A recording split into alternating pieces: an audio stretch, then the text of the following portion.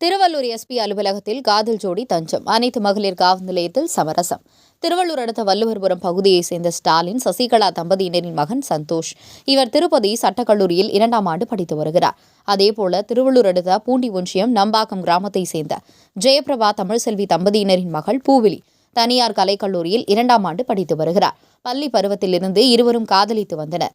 இந்நிலையில் பூவிழிக்கு வேறொரு மாப்பிளை பார்த்து திருமணம் செய்ய நடவடிக்கை எடுத்ததாக கூறப்படுகிறது.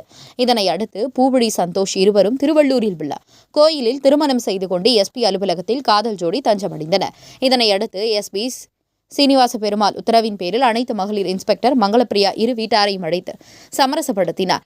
அப்போது பெண் வீட்டார் எதிர்ப்பு தெரிவித்த நிலையில் Tiruvallur town inspector Anthony Stalin மற்றும் அனைத்து மகளிர் காவல் நிலைய இன்ஸ்பெக்டர் ஆகியோர் இருதரப்பையும் சமாதானப்படுத்தி காதலன் வீட்டுக்கு அனுப்பி வைத்தனர். இதனால் அனைத்து மகளிர் காவல் நிலையத்தில் சிறிது நேரம் பரபரப்பாக காணப்பட்டது.